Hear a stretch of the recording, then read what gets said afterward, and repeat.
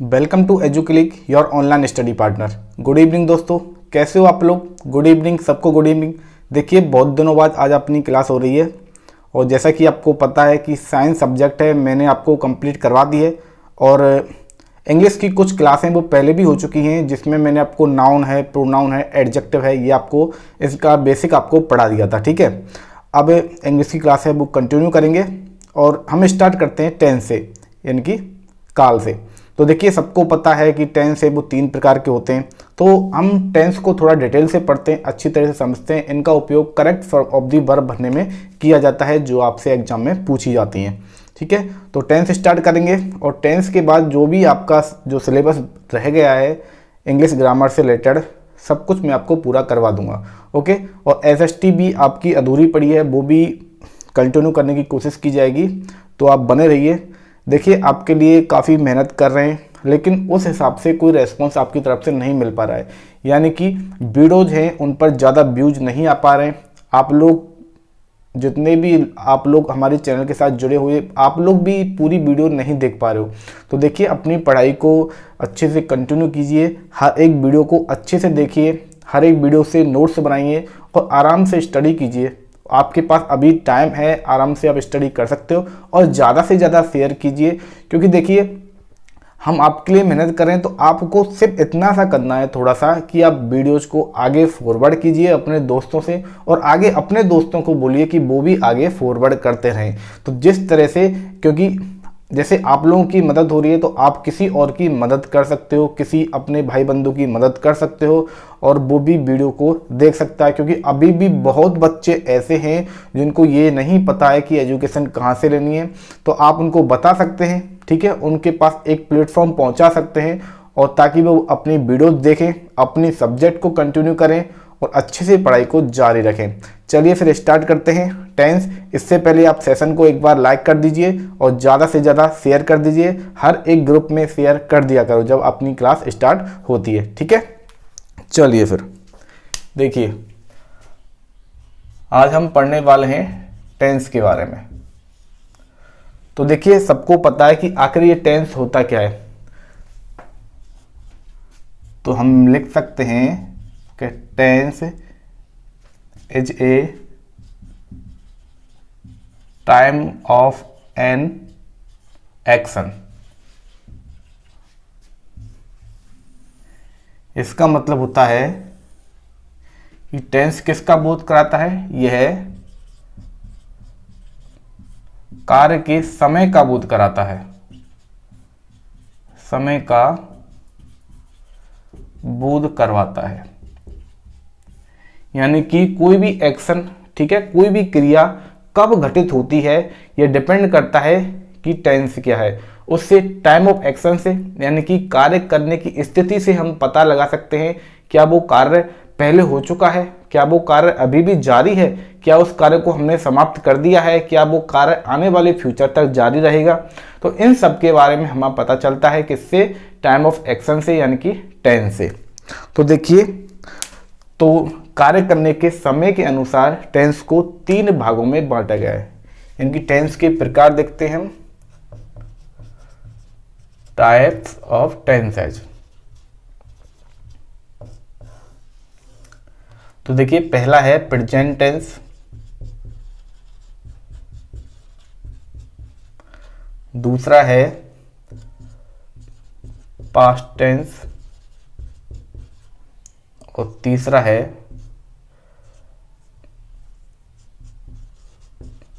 Future tense. इनको हिंदी में लिखा जाता है वर्तमान काल, भूतकाल, भविष्य काल। यानी कि प्रेजेंट टेंस के अंदर प्रेजेंट टाइम में, वर्तमान काल में जो भी कुछ घटित होता है वो इसके अंदर आता है, और पास्ट में जो भी कुछ हो चुका है, यानी भूतकाल में जो भी कुछ होता है वो इसके अंदर आता है, और आने वाली जो भी घटना है जो आने वाले टाइम में घटित होंगी वो आएगा इस फ्यूचर टेंस के अंदर। ठीक है, तो कार्य की स्थिति के हिसाब से इन टेंसों को अगेन 4 पार्ट में डिवाइड किया गया है। 4 पार्ट हैं। पहला है इंडेफिनिट, दूसरा है कॉन्टिन्यूअस, तीसरा पार्ट है परफेक्ट और चौथा पार्ट है परफेक्ट कॉन्टिन्यूअस।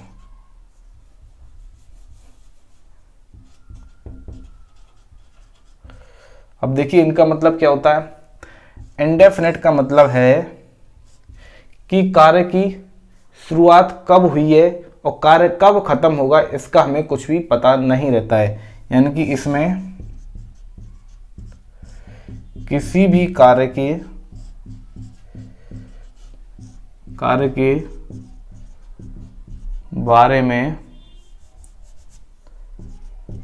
बारे में अनिश्चय की स्थिति रहती है। यानी कि कुछ भी पता नहीं रहता है की स्थिति रहती है, यानी कुछ भी पता नहीं रहता है। ठीक है, क्योंकि इसका नाम से पता चल रहा है क्या है, इनडेफिनिट है। देखो डेफिनेट का मतलब होता है निश्चित है, ठीक है, निश्चित है डेफिनेट का मतलब, और इनडेफिनिट का मतलब अनिश्चित है, यानी कि कुछ भी हमें इसके बारे में पता नहीं है, कुछ भी फिक्स नहीं है। अब देखते हैं कंटिन्यूअस के बारे में। तो कंटिन्यूअस के अंदर हमें कार्य के बारे में इतना पता चलता है कि कार्य कब शुरू हुआ है इसके बारे में हमें नहीं पता, यानी कि शुरुआत के बारे में हमको नहीं पता कि कोई भी कार्य है वो कब शुरू हुआ है उसके बारे में हमको नहीं पता, लेकिन इतना जरूर पता है कि यह कार्य जारी है, यानी कि वर्क इन प्रोग्रेस, यानी कि जो कोई भी कार्य है वो अभी भी चल रहा है। अब देखिए परफेक्ट की बात करते हैं। परफेक्ट के बारे में हमें ये पता रहता है कि कोई भी कार्य है वो समाप्त हो चुका है, इतना पता है कि वो कार्य फिनिश हो गया है।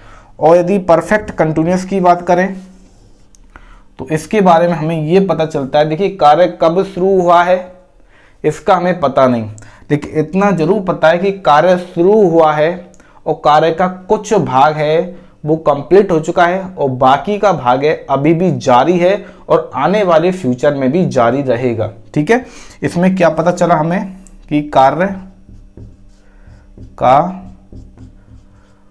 कुछ भाग समाप्त होकर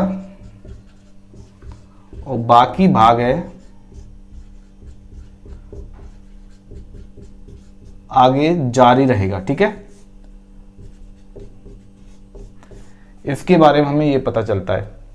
तो देखिए टेंस से पढ़ने से हमें क्या पता चला कि हमें टाइम ऑफ एक्शन के बारे में पता चल गया कि कोई भी कार्य है, कोई भी क्रिया है वो किस समय में किस अवस्था में घटित हो रही है। ठीक है, अब हम इनको एक एक करके पढ़ते हैं तब आपको समझ में आएगा और इसके अनुसार correct form of the verb के एग्जांपल्स में मैं आपको कराता चलूंगा। हम सबसे पहले पढ़ेंगे प्रेजेंट इंडेफिनिट। ठीक है, कौन सा पार्ट पढ़ेंगे, प्रेजेंट इंडेफिनिट टेंस पढ़ेंगे। तो एक बार मैं रफ पढ़ देता हूं, उसके बाद हम पढ़ते हैं प्रेजेंट इंडेफिनिट टेंस। ठीक है, देखिए कि प्रेजेंट इंडेफिनिट टेंस को पढ़ने से पहले एक बार मैं आपको सभी टेंसेज की जितनी भी हेल्पिंग वर्ब है और उनके साथ कौन सी मेन वर्ब का प्रयोग किया जाता है उनके बारे में बता देता हूं। ठीक है, एक टेबल बनवा देता हूं जिससे आपको आसानी होगी हर एक टेंस की हेल्पिंग वर्ब और उस हेल्पिंग वर्ब के साथ कौन सी मेन वर्ब का प्रयोग होता है। ठीक है, तो वो देखिए आप, एक टेबल बना लेते हैं हम इस तरह से, इससे आपको आसानी होगी सब कुछ समझने में। देखिए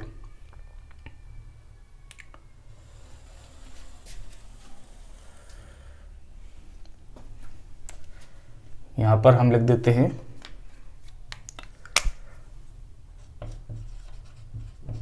टेंस। सबसे पहले प्रेजेंट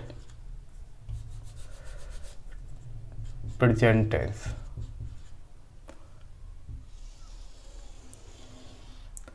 ओके, इस तरह से। अब इसके बाद हम लिखते हैं पास्ट टेंस और यहां पर हम लिखते हैं फ्यूचर टेंस।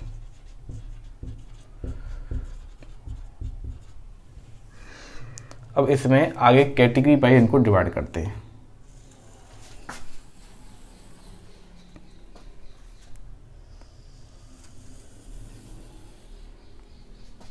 देखिए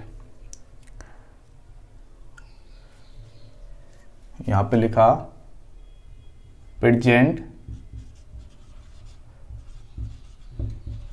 इंडेफिनिट। ओके, इसके बाद कंटिन्यूअस,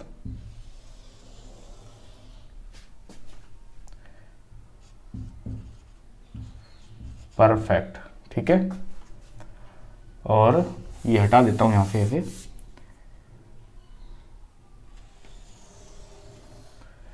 यहां पर आ जाएगा परफेक्ट कंटिन्यूअस।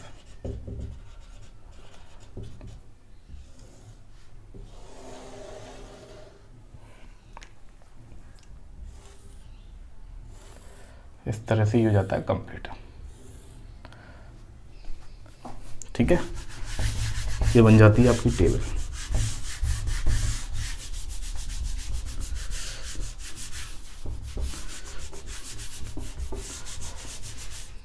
अब इसकी सहायता से आप पूरा टेंस की हेल्पिंग वर्ब और उसके साथ कौन सी मेन वर्ब का प्रयोग होता है वो आप समझ पाएंगे। देखिए प्रेजेंट इंडेफिनिट की बात करें तो आपको हेल्पिंग वर्ब याद रखनी है डू या डज। ये क्या होती है, इसकी हेल्पिंग वर्ब होती है। और डू या डज के साथ जब भी आप प्रयोग करेंगे तो वर्ब की फर्स्ट फॉर्म का प्रयोग किया जाएगा। ठीक है, और डू और डज का प्रयोग इंट्रोगेटिव यानी कि प्रश्नवाचक वाक्यों में और नेगेटिव और नकारात्मक वाक्यों में ही प्रयोग किया जाएगा।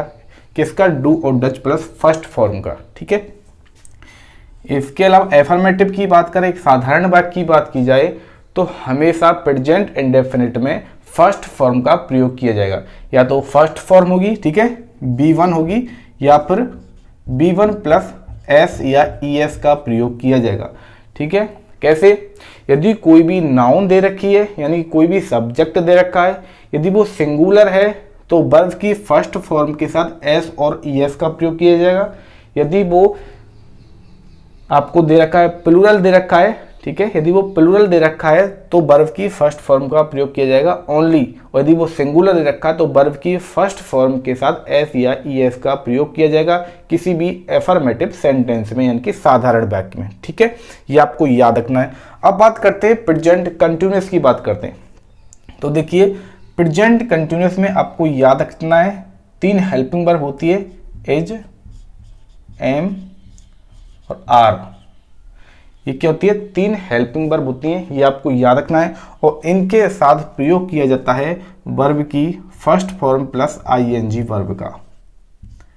ठीक है, ये आपको याद रखना है।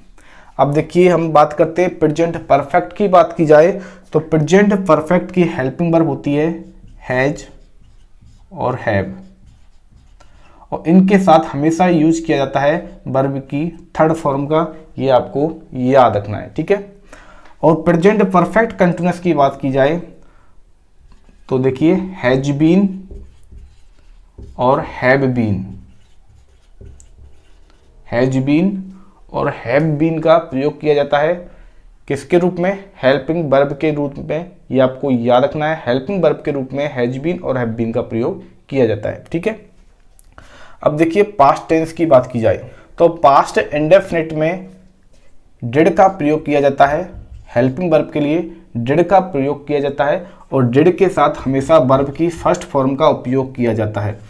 और यदि साधारण वाक्य में यदि हमें पास्ट टेंस का उपयोग करना है तो केवल वर्ब की सेकंड फॉर्म का उपयोग किया जाता है। और डिड का यूज किया जाएगा तो या तो नेगेटिव सेंटेंस होगा या फिर इंट्रोगेटिव सेंटेंस में यूज किया जाएगा और इसके साथ वर्ब की फर्स्ट फॉर्म ही आएगी। एफर्मेटिव सेंटेंस की बात की जाए तो पास्ट इंडेफिनिट टेंस में वर्ब की सेकंड फॉर्म का उपयोग किया जाता है। देखिए अभी तो आप इनको समझ लीजिए, जब एक एक करके मैं टेंस को आपको पढ़ाऊंगा तब आसानी से आपको अच्छे से डिटेल में समझा दूंगा, ठीक है, कि कब कौन सी फॉर्म का यूज करना है, कौन सी हेल्पिंग वर्ब है किस सब्जेक्ट को लेकर आती है, या किस प्रोनाउन के साथ कौन सी हेल्पिंग वर्ब का उपयोग करना है, ये भी मैं आपको अच्छे से समझाऊंगा। अभी देखिए कि पास्ट कंटिन्यूअस की बात की जाए तो पास्ट कंटिन्यूअस में जो हेल्पिंग वर्ब का प्रयोग किया जाता है वो होती हैं वॉज और बर।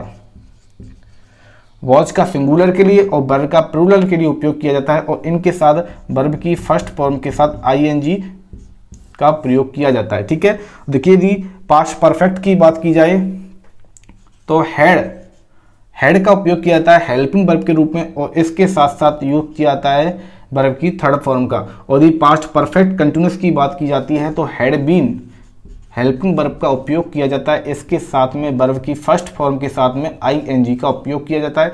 और यहाँ पर मैंने आपको नहीं बताया हैज बीन और हैव बीन का प्रयोग किया जाता है प्रेजेंट परफेक्ट कंटिन्यूअस में, और इसके साथ भी वर्ब की फर्स्ट फॉर्म के साथ आईएनजी का प्रयोग किया जाता है, ये आपको याद रखना है, ठीक है। अब देखिए फ्यूचर टेंस की बात की जाए तो फ्यूचर इंडेफिनिट में विल और शैल ये दो हेल्पिंग वर्ब का उपयोग किया जाता है, और इनके साथ वर्ब की फर्स्ट फॉर्म का उपयोग होगा, ये आपको याद रखना है। और फ्यूचर कंटिन्यूअस की बात की जाए तो देखिए शैल बी और विल बी, शैल बी और विल बी करके हेल्पिंग वर्ब काम में आती है, और इसके साथ वर्ब की फर्स्ट फॉर्म के साथ आईएनजी काम में लेना है, ठीक है।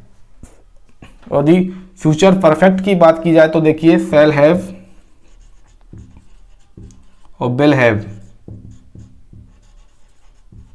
इनके साथ वर्ब की थर्ड फॉर्म का उपयोग किया जाता है। और फ्यूचर परफेक्ट कंटिन्यूअस की बात करते हैं तो शैल हैव बीन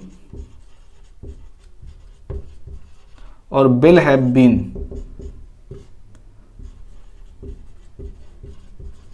के साथ वर्ब की थर्ड फॉर्म का उपयोग किया जाता है।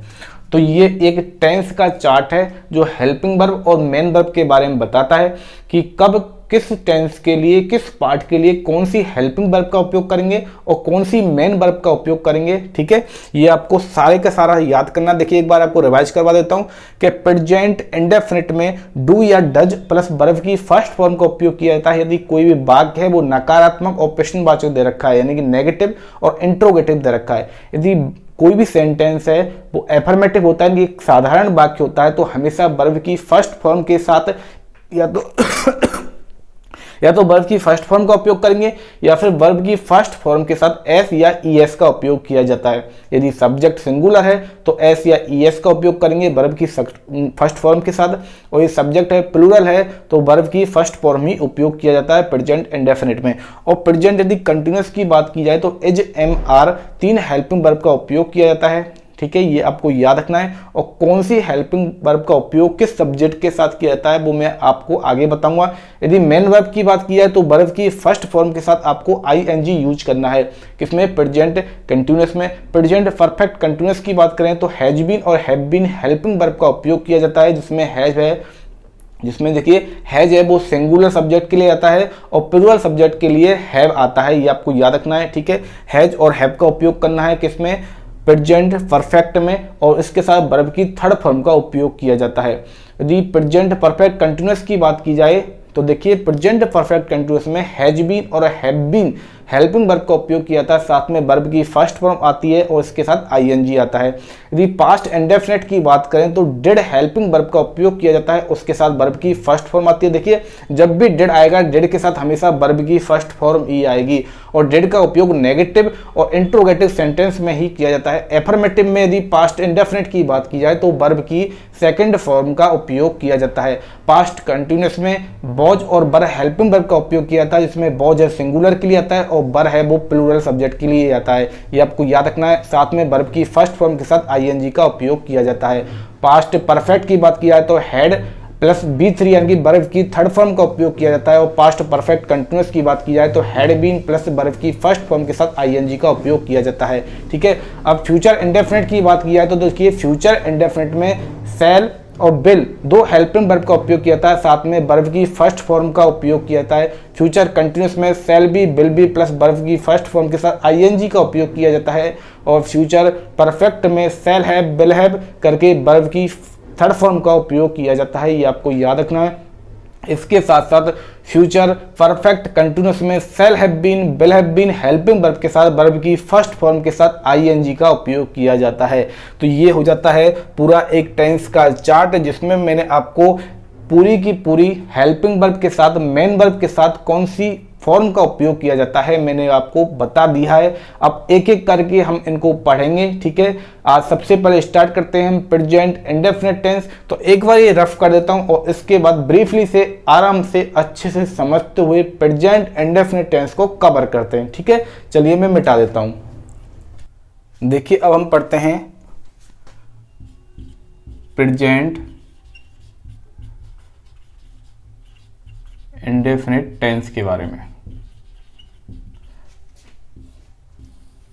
देखिए मैंने आपको प्रेजेंट इंडेफिनिट टेंस के बारे में बताया था कि हमें ये नहीं पता कि कोई भी कार्य कब शुरू हुआ है और कोई भी कार्य कब खत्म होगा, ठीक है। यानी कि इसके बारे में हमें कुछ भी क्या है निश्चित पता नहीं रहता है, निश्चित पता नहीं रहता है, ठीक है। और हिंदी में बात करें तो किसी वाक्य के अंत में ता है, ती है, ते हैं, ठीक है, आदि आते हैं, ये आपको याद रखना है, ठीक है। अब देखिए मैं आपको लिख देता हूं यहां पर, देखिए सेंटेंस के बारे में। सेंटेंस, ये हमने सेंटेंस लिख दिया यहां पर। अब सेंटेंस में देखिए एफर्मेटिव,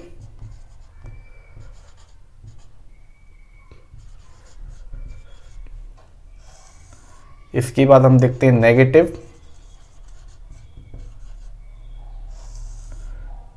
इसके बाद इंट्रोगेटिव,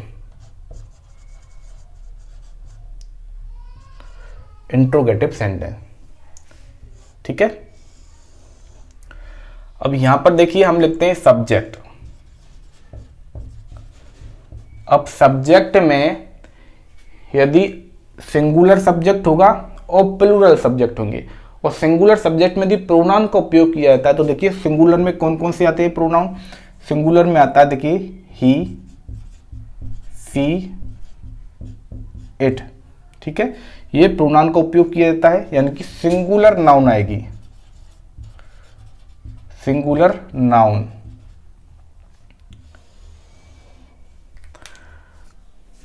ओके, यहां पर हम देखते हैं सब्जेक्ट के रूप में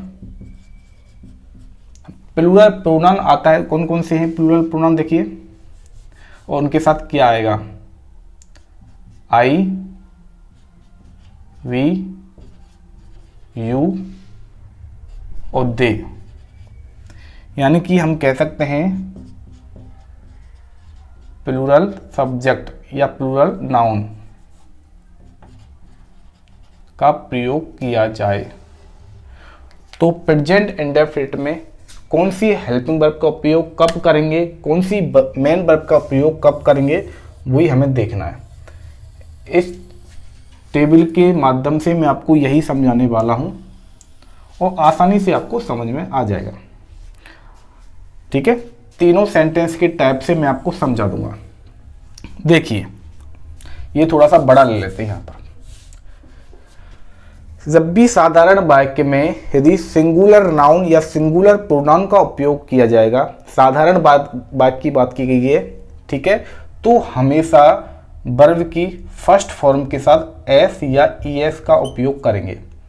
ओके, वर्ब की फर्स्ट फॉर्म के साथ एस और ईएस का उपयोग करेंगे, ये आपको याद रखना है। एफर्मेटिव सेंटेंस की बात कर रही है और सिंगुलर नाउन की बात की गई है। अब हम प्लूरल नाउन की बात करते हैं। एफर्मेटिव सेंटेंस में जब प्लूरल नाउन का उपयोग किया जाएगा तो हमेशा वर्ब की फर्स्ट फॉर्म का उपयोग ही किया जाएगा। किसका? वर्ब की फर्स्ट फॉर्म का उपयोग ही किया जाएगा, ये आपको याद रखना है, ठीक है। चलिए अब नेगेटिव की बात करते हैं। देखो मैंने आपको बताया था हेल्पिंग वर्ब का उपयोग किया जाएगा जब नेगेटिव और इंट्रोगेटिव सेंटेंस में। तो ये नेगेटिव सेंटेंस में बात की गई तो हेल्पिंग वर्ब कौन सी होती है? डू और डज। सिंगुलर नाउन के लिए डज हेल्पिंग वर्ब का उपयोग किया जाता है और इसके साथ में वर्ब की फर्स्ट फॉर्म का उपयोग किया जाता है। ठीक है, और प्लूरल नाउन के लिए नेगेटिव सेंटेंस में प्रेजेंट इंडेफिनिट में डू का प्रयोग किया जाता है और इसके साथ में वर्ब की फर्स्ट फॉर्म का उपयोग किया जाता है। ये आपको याद रखना है। चलिए अगला है इंट्रोगेटिव की बात करते हैं। इंट्रोगेटिव में भी डू और डज हेल्पिंग वर्ब का उपयोग किया जाता है। सेम कंडीशन यहाँ बनती है सिंगुलर के लिए। इंट्रोगेटिव में देखिए, नेगेटिव में मैंने आपको ये नहीं बताया, इसमें नॉट भी आएगा। डज नॉट के साथ वर्ब की फर्स्ट फॉर्म और डू नॉट के साथ वर्ब की फर्स्ट फॉर्म। ठीक है, ये आपको याद रखना है। इंट्रोगेटिव में सिंगुलर के लिए डज के साथ वर्ब की फर्स्ट फॉर्म और प्लूरल के लिए डू के साथ वर्ब की फर्स्ट फॉर्म का उपयोग किया जाएगा। ठीक है, ये आपको याद रखना है। ये प्रेजेंट इंडेफिनिट में साधारण वाक्यों में हमेशा सिंगुलर के साथ वर्ब की फर्स्ट फॉर्म के साथ एस या ईएस का उपयोग किया जाता है और प्लूरल के साथ वर्ब की फर्स्ट फॉर्म का उपयोग ही किया जाएगा। और जब नेगेटिव और इंट्रोगेटिव की बात आती है तब हेल्पिंग वर्ब के साथ वर्ब की फर्स्ट फॉर्म का उपयोग किया जाता है। डज हेल्पिंग वर्ब का उपयोग किया जाता है सिंगुलर के लिए, और नेगेटिव है तो डज नॉट हेल्पिंग वर्ब का उपयोग किया जाएगा does plus not plus V1 यानी कि वर्ब की फर्स्ट फॉर्म का नेगेटिव सेंटेंस में। और ये प्लूरल सब्जेक्ट आता है तो do plus not plus verb की फर्स्ट फॉर्म का उपयोग किया जाता है। ठीक है, देखिए यहाँ पे डू नॉट के बाद वर्ब की फर्स्ट फॉर्म का उपयोग किया जाता है किसमें, नेगेटिव में, और इंट्रोगेटिव में डज प्लस वर्ब की फर्स्ट फॉर्म का उपयोग किया जाता है। तो वैसे कैसे लिखेंगे इसको, डज के साथ सब्जेक्ट आएगा, सब्जेक्ट के बाद आएगी वर्ब की फर्स्ट फॉर्म। ठीक है, इसी तरह से यदि प्लूरल सब्जेक्ट दे रखा है होता है तो डू प्लस वर्ब की फर्स्ट फॉर्म का उपयोग किया जाता है, यानी कि डू आएगा, उसके बाद सब्जेक्ट आएगा प्लूरल, उसके बाद वर्ब की फर्स्ट फॉर्म आएगी। तो ये हो जाता है प्रेजेंट इंडेफिनिट टेंस। ठीक है, इसके आपको एग्जाम्पल करवा देता हूँ। कुछ एग्जाम्पल हैं, देखिए एग्जाम्पल देख लीजिए। और एग्जाम्पल से पहले मैं आपको कुछ पॉइंट और बता देता हूं कि प्रेजेंट इंडेफिनिट टेंस का उपयोग कहां कहां किया जाता है। तो देखिए, प्रेजेंट इंडेफिनिट टेंस का उपयोग किया जाता है यूनिवर्सल ट्रुथ के लिए। किसके लिए, यूनिवर्सल ट्रुथ। यूनिवर्सल ट्रुथ जब भी आता है तो प्रेजेंट इंडेफिनिट टेंस का उपयोग किया जाता है। इसके अलावा कुछ फिक्स एडवर्ब दे रखी हैं, कुछ फ्रेजेस भी होती हैं, उनके साथ साथ हमेशा आपको याद रखना है कि प्रेजेंट इंडेफिनिट टेंस का उपयोग किया जाता है। अब ऐसी कौन कौन सी हैं देखिए, डेली है, डेली के साथ हमेशा प्रेजेंट इंडेफिनिट टेंस का उपयोग किया जाता है, ये आपको याद रखना है। इसके साथ देखिए ऑलवेज है, नेबर है, सेल्डम है, ऑफन है। ऑलवेज, नेवर, सेल्डम, ऑफन, इन सब के साथ हमेशा प्रेजेंट इंडेफिनिट का उपयोग किया जाता है। इसके अलावा sometimes, every day, every week, every month, once a week, twice a week, इन सब एडवर्ब के साथ देखिए जैसे एवरी, ठीक है, एवरी के साथ कुछ भी जोड़ दीजिए, every week, every month, every day, इन समटाइम हो गया, समटाइम। तो इन एडवर्ब के साथ हमेशा प्रेजेंट इंडेफिनिट का उपयोग किया जाएगा। इसके अलावा यूनिवर्सल ट्रुथ जैसे कि सनसेट, ठीक है, सनराइज, इन सब के साथ अर्थ से रिलेटेड कुछ भी आप आ जाए तो यूनिवर्सल ट्रुथ होते हैं। इनके साथ साथ हमेशा प्रेजेंट इंडेफिनिट टेंस का उपयोग किया जाता है, यानी कि जो हमेशा से होता आ रहा है और वो आगे भी होता रहेगा वो होता है यूनिवर्सल ट्रुथ, यानी कि वो हमेशा सत्य है। ठीक है, तो इसके कुछ एग्जाम्पल करते, इनसे आपको आसानी से समझ में आ जाएगा। देखिए, she goes out for a walk. Example देखिए, she goes out for a walk every day. देखिए यहां पर एवरीडे आ गया तो इसका मतलब ये क्या, एक एडवर्ब है और एवरीडे एडवर्ब का उपयोग होता है वो हमेशा किया जाता है प्रेजेंट इंडेफिनिट में। तो देखिए, सी माने वह है, गोज माने जाती है, आउट माने बाहर, फॉर ए वॉक यानी कि घूमने के लिए, वो घूमने के लिए बाहर जाती है एवरीडे, यानी कि प्रत्येक दिन, यानी कि वो रोजाना घूमने के लिए बाहर जाती है। तो देखिए ये क्या रूटीन, ये क्या डेली रूटीन है, डेली रूटीन। तो डेली रूटीन में जो भी कुछ होता है वो प्रेजेंट इंडेफिनिट के अंदर दर्शाया जाता है, ठीक है।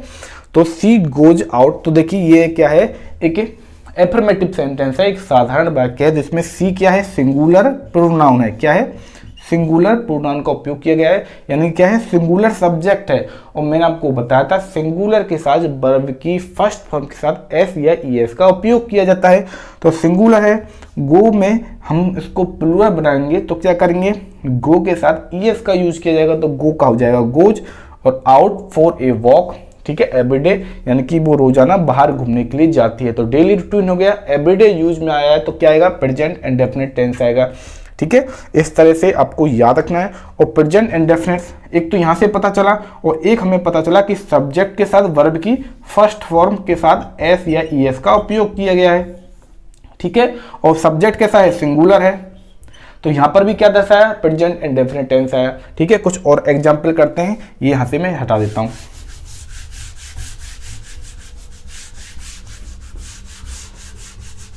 देखिए नेक्स्ट एग्जाम्पल है कि he does not take tea in the evening, he does not take tea in the evening. देखिए इसमें क्या बताया गया है कि ही मनु है, डज नॉट टेक टी, वो चाय नहीं पीता है इन द इवनिंग, यानी कि वो शाम को चाय नहीं पीता है। तो ये क्या है, ये फिक्स बात है, ये क्या है, एक फिक्स बात है, एक ट्रुथ हो गया, ठीक है। ये आपको याद रखना है, एक जनरल ट्रुथ हो गया कि वो उसकी हैबिचुअल एक्टिविटी हो गई, यानी कि उसकी एक आदत है। तो आदतन, ठीक है, हैबिचुअल यानी कि आदतन कारणों के लिए, हैबिचुअल एक्शन, आदतन कारणों के लिए भी किसका उपयोग किया जाता है, प्रेजेंट इंडेफिनिट टेंस का उपयोग किया जाता है। यानी कि वह शाम को चाय नहीं पीता है, ठीक है, वह शाम को चाय नहीं पीता, तो ये क्या उसकी आदत है कि वो शाम को चाय नहीं पीता है। तो हैबिचुअल एक्शन को रिप्रेजेंट करने के लिए भी प्रेजेंट इंडेफिनिट का उपयोग किया जाता है। तो he does not take tea in the evening, तो देखिए इसमें प्रेजेंट इंडेफिनिट में क्या है, ही क्या एक सब्जेक्ट है, एक सब्जेक्ट है, और सब्जेक्ट कैसा है, सिंगुलर है, यानी कि ये सिंगुलर प्रोनाउन है। क्या है, एक सिंगुलर प्रोनाउन है। और जब भी कोई भी नाउन आएगी, यानी जब भी सब्जेक्ट होगा वो सिंगुलर होगा, तो वर्ब के साथ क्या करेंगे, फर्स्ट फॉर्म का उपयोग करेंगे, ठीक है, एस या ईएस का उपयोग करेंगे यदि बाकी एफर्मेटिव हुआ। तो यहाँ पर क्या है, डज नॉट, यानी कि एक सेंटेंस कैसा है, नेगेटिव सेंटेंस है। तो प्रेजेंट इंडेफिनिट में नेगेटिव सेंटेंस में क्या आता है, डू और डज के साथ नॉट आता है, और उसके साथ वर्ब की फर्स्ट फॉर्म आती है। तो यहाँ पर सब्जेक्ट क्या है, सिंगुलर है, तो डू तो आएगा नहीं, क्या आएगा, डज आएगा, डज के साथ नॉट आएगा, और नॉट के साथ वर्ब की फर्स्ट फॉर्म आ गई टेक।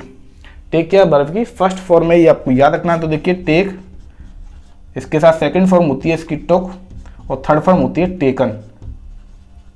टेक, टुक, टेकन, ये क्या होती है, वर्ब की फर्स्ट फॉर्म, सेकंड फॉर्म और थर्ड फॉर्म होती है टेक की, आपको याद रखना। तो डू नॉट के साथ क्या आएगी, बी1 आएगी, क्योंकि वर्ब की फर्स्ट फॉर्म आएगी। तो किसका रिप्रेजेंट किया इसने, प्रेजेंट इंडेफिनिट टेंस को रिप्रेजेंट किया, ठीक है।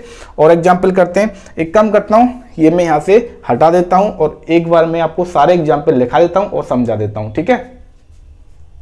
देखिए कुछ एग्जाम्पल मैंने आपको लिखे हैं कि देखिए पहला एग्जाम्पल है कि do you go for a walk daily. तो डेली क्या है, एक एडवर्ब का उपयोग किया गया है। तो जब भी डेली का उपयोग होगा, मैंने आपको बताया था, आप यूज करेंगे प्रेजेंट इंडेफिनिट टेंस। क्या यूज करेंगे, प्रेजेंट इंडेफिनिट टेंस का आपको उपयोग करना पड़ेगा। तो प्रेजेंट इंडेफिनिट टेंस का तो उपयोग हुआ है, साथ में क्वेश्चन मार्क आया है, यानी कि ये क्या है, इंट्रोगेटिव सेंटेंस हो गया। और इंट्रोगेटिव सेंटेंस में हम डू या डज के साथ में वर्ब की फर्स्ट फॉर्म का उपयोग करते हैं, ठीक है, ये आपको मैंने बताया। तो देखिए जब डू से शुरुआत हुई है कि डू का प्रयोग होगा जब आपका सब्जेक्ट है वो कैसा होगा, वो प्लूरल होगा। तो देखिए डू क्या है, एक हेल्पिंग वर्ब हो गई, इसके साथ प्लूरल सब्जेक्ट का उपयोग आया यू का, ठीक है, इसके साथ वर्ब की फर्स्ट फॉर्म भी आ गई, ओके। तो देखिए ये क्या हो गई, हेल्पिंग वर्ब, यू क्या हो गया, एक सब्जेक्ट हो गया, सब्जेक्ट भी कैसा है, प्लूरल सब्जेक्ट है, ठीक है, वर्ब की फर्स्ट फॉर्म हो गई। और go for a walk daily, यानी कि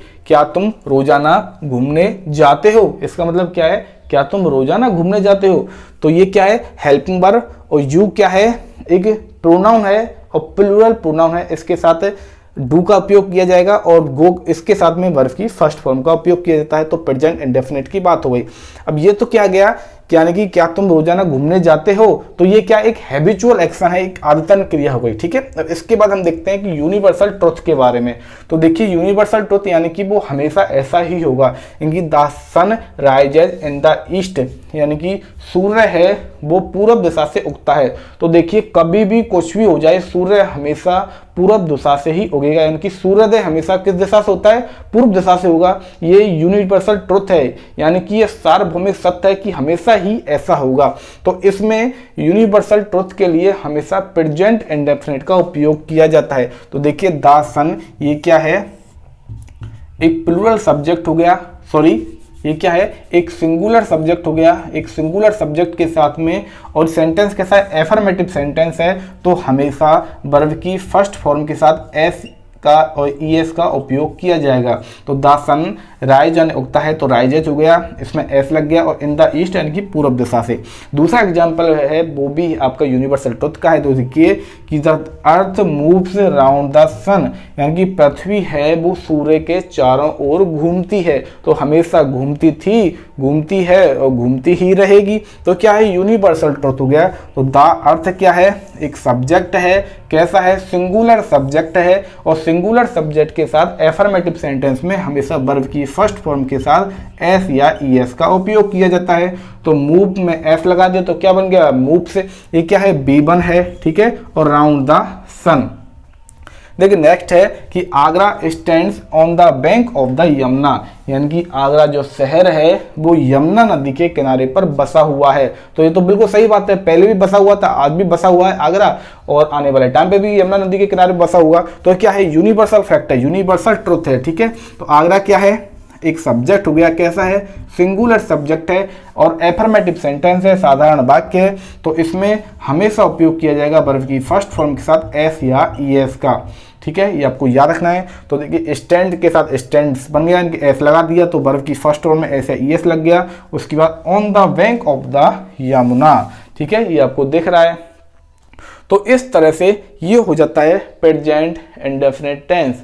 और प्रेजेंट इंडेफिनिट टेंस में मैंने आपको क्या बताया था, 3 फॉर्मेट बनते हैं, एक तो एफर्मेटिव सेंटेंस के लिए, नेगेटिव सेंटेंस के लिए, और इंट्रोगेटिव सेंटेंस के लिए। ये आपको याद रखना है। जब भी एफर्मेटिव सेंटेंस होगा, एफर्मेटिव सेंटेंस में हमेशा यदि सिंगुलर सब्जेक्ट आता है और प्लूरल सब्जेक्ट आता है, तो सिंगुलर सब्जेक्ट के साथ हमेशा वर्ब की फर्स्ट फॉर्म के साथ एस या ईएस का उपयोग करेंगे, और प्लूरल सब्जेक्ट के साथ हमेशा वर्ब की फर्स्ट फॉर्म का उपयोग किया जाएगा। नेगेटिव सेंटेंस में सिंगुलर में हम यूज करेंगे डज नॉट के साथ वर्ब की फर्स्ट फॉर्म, ठीक है, और यदि प्लूरल सब्जेक्ट आएगा तो इसमें हम यूज करेंगे डू नॉट के साथ वर्ब की फर्स्ट फॉर्म। ओके, इसी प्रकार से यदि इंट्रोगेटिव सेंटेंस आता है तो हमको यूज करना है सिंगुलर के लिए डज के साथ वर्ब की फर्स्ट फॉर्म, और प्लूरल सब्जेक्ट के लिए इंट्रोगेटिव सेंटेंस में हम यूज करेंगे डू के साथ वर्ब की फर्स्ट फॉर्म। इतना ही आपको याद रखना है। इसके अलावा प्रेजेंट इंडेफिनिट टेंस का उपयोग बहुत सारे एडवर्ब जो डेली रूटीन में काम आते हैं उनके लिए काम आता है। इसके अलावा इसका उपयोग किया जाता है हैबिचुअल एक्शन को दिखाने के लिए और यूनिवर्सल ट्रुथ को दिखाने के लिए। ये आपको याद रखना है, ठीक है। और एक काम करता हूं, मैं ये रफ करता हूं और आपको कुछ एग्जाम्पल देता हूं आपको घर करने के लिए, और आप मुझे बताएंगे, ठीक है। आप मुझे अपने टेलीग्राम ग्रुप पर आप सारे के सारे जो भी मैंने आपको एग्जाम्पल देता हूं उन एग्जाम्पल्स के आंसर है correct form of the verb के लिए, और आप एक पेज में लिखेंगे, एक पन्ने पर लिखेंगे और फोटो खींचेंगे। फोटो लेने के बाद आप ग्रुप में डालेंगे उनके आंसर, ठीक है। तो मैं ये रफ करके आपको कुछ एग्जाम्पल्स घर के लिए देता हूँ। ये आपका होमवर्क है। देखिए आपको कुछ एग्जाम्पल दे रखे हैं, एक बार मैं आपको बता देता हूँ। 5 एग्जाम्पल हैं, इनके आंसर आपको टेलीग्राम ग्रुप पर फोटो खींचकर बताने हैं, ठीक है। ये क्या है, correct form of the verb है, प्रेजेंट इंडेफिनिट से लेकर है, तो इनके आंसर आपको देने मैंने आपको समझा दिए। तो देखिए एक बार देख लीजिए, कविता, ठीक है, ये क्या है, ये ब्लैंक है यहाँ पर। Go for a walk every day, इसके बाद है नेक्स्ट एग्जाम्पल है रीना ऑलवेज, खाली जगह है यहाँ पर, ठीक है। और यहाँ पर आपको फिल करना है, ठीक है, correct form of the verb लिखनी है। और speak the truth, the sun set in the west, the postman come here twice daily, my father write to me every day, ठीक है। यहाँ पर आपको फिल इन द ब्लैंक्स लिखना है, यानी कि ये आपको यहाँ पर ब्रैकेट्स में दे रखे हैं, एक फॉर्म दे रखी है वर्ब की, ठीक है। और राइट फॉर्म है, करेक्ट फॉर्म है, वो आपको यहाँ पे फिल करके आपको एक फोटो क्लिक करना है और टेलीग्राम ग्रुप पर डाल देना है, ठीक है। आज हमने प्रेजेंट इंडेफिनिट टेंस को पूरा का पूरा कंप्लीट कर लिया है, अच्छे से एग्जाम्पल समझ लिए। कल की नेक्स्ट जो क्लास होगी इसमें हम प्रेजेंट कंटिन्यूअस टेंस को कंप्लीट करेंगे, ठीक है। तो इस वीडियो को आपको ज़्यादा से ज़्यादा लाइक करना है, और जो लोग अभी हमारे चैनल के साथ जुड़े हैं, पहली बार जुड़े हैं, वो चैनल को सब्सक्राइब करेंगे, साथ में बेल आइकन दबाएंगे, जिससे आपको चैनल से रिलेटेड हर एक नोटिफिकेशन अपडेट है आपको आसानी से अवेलेबल हो सके, ठीक है। मिलते हैं कल की नेक्स्ट क्लास में, तब तक आप हंसते रहिए, मुस्कुराते रहिए और शानदार तरीके से घर बैठकर पढ़ाई को जारी रखिए। वीडियो को ज़्यादा से ज़्यादा शेयर करना मत भूलना। मिलते हैं कल की नेक्स्ट क्लास में।